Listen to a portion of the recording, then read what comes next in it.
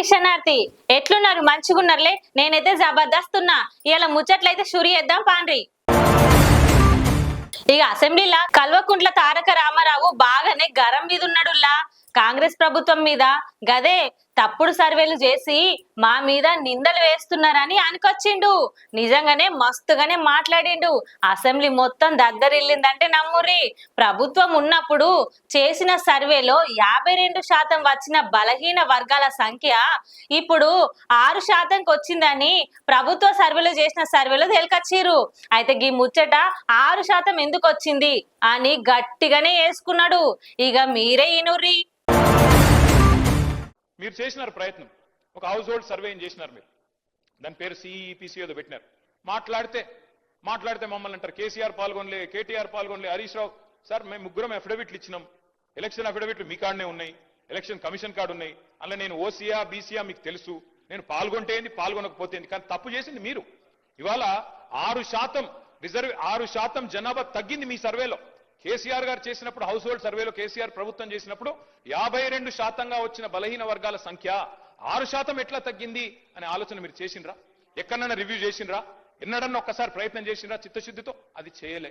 ఎంతసేపు ముగ్గురు పాల్గొనకపోతే 6% తగ్గుతుందా అధ్యక్ష? మేము కేసీఆర్ గారు, నేను, హరీష్ రావు గారు పాల్గొనలేదు. సరే, మాది ఏందో ఎలక్షన్ అఫిడవిట్ ఉండనే ఉన్నది. అందులో మేము ఓసీఆ బీసీఆర్ రాష్ట్రం అందరికి తెలుసు. తెల్లారలేస్తే ముఖ్యమంత్రి గారు దెప్పి పొడుస్తానే ఉంటాడు. కాబట్టి నేనేమంటున్నా అధ్యక్ష, మేము పాల్గొనంత మాత్రాన 52% 46% కాదు కదా అధ్యక్ష. ఇవాళ నిజంగా బలహీన వర్గాలకు చిత్తశుద్ధితో మీరు సేవ చేయాలనుకుంటే మీరు చెప్పిండాలా.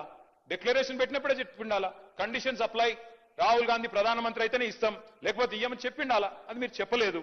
ఇవాళ మీరు మమ్మల్ని అంటా ఉన్నారు. కాళేశ్వరం రిపోర్టును అసెంబ్లీలో టేబుల్ చేయకుండా చేస్తున్నారని గత 3 నెలలుగా దగ్గర పెట్టుకున్నారని మస్తుగా మాట్లాడిండుల్లా. ఇక నేడు అసెంబ్లీలో చర్చ సాగుతుంది దీని మీదనే. ఇక ఇటు ఉదయము 650 పేజీల రిపోర్టును ఒక్క పెన్ డ్రైవ్ అందించి అంతా కూడా మొత్తం సాయంత్రానికి చర్చ చేపడతామని చెప్పుకొచ్చిర్రంట. ఇక ఇప్పుడైతే నీటిపారుదల శాఖ మంత్రి గారు ఉన్నారు కదా, ఇక గైనైతే తమ పార్టీ ఎమ్మెల్యేలకు నిన్ననే దిశానిర్దేశం చేసిర్రంట.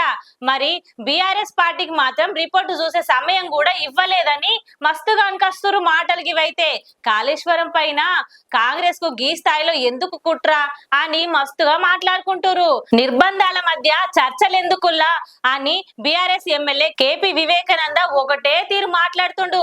గది కూడా మీరే ఇనుర్రి. ఈరోజు చివరి దశకు చేరుకున్నది. హైకోర్టులో ముట్టకాలు పడిన తర్వాతనే 665 పేజీల రిపోర్ట్ ని ఈరోజు టేబుల్ చేసి అది ఎట్లా చేసిర్రు? ఒక పెన్ డ్రైవ్ ఇచ్చిండ్రు. 665 పేజీల సంబంధించినటువంటి ఒక పెన్ డ్రైవ్ ఈరోజు పొద్దున సభ్యులందరికీ ఇచ్చి దానిపైన చర్చ ఈరోజు ఏర్పడుతుంది. అంటే నిర్బంధించి చదివి ఈరోజు పరీక్ష రాయాలి, చదివి ఈరోజు సమాధానం చెప్పాలి. ప్రభుత్వం దగ్గరనేమో రిపోర్టు 3 నెలల నుంచి ఉంటుంది.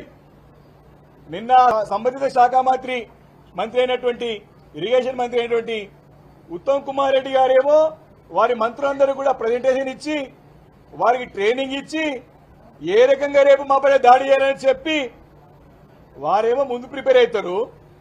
మాకేమో 665 పేజీల సంబంధించినటువంటి రిపోర్ట్ ని పొద్దునిచ్చి మధ్యాహ్నం మాట్లాడమంటారు.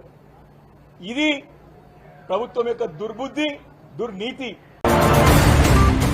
ఇక గిన్ని దినాలైనా కూడా యూరియా కొరత తీరుతనే లేదుల్లా. పొద్దు ఓడవక ముందే యూరియా కోసము నిజంగా వెతుకులాట పెట్టిర్రు, మొదలు పెడుతురు ఈ రైతన్నలందరూ కలిసి. ఇక గల బాధ ఎప్పనా సఖ్యం ఉంది. కామారెడ్డి జిల్లా రామారెడ్డి మండలం కేంద్రంలో గీ ముచ్చట జరిగిందుల్లా. నిజంగా గిన్ని దినాలైనా గా ఊసు కూడా పట్టించుకుంటలేరు రాజకీయ నాయకులని మస్తుగా మాట్లాడుతుర్రు. ఇక గది కూడా మీరే ఇనుర్రి.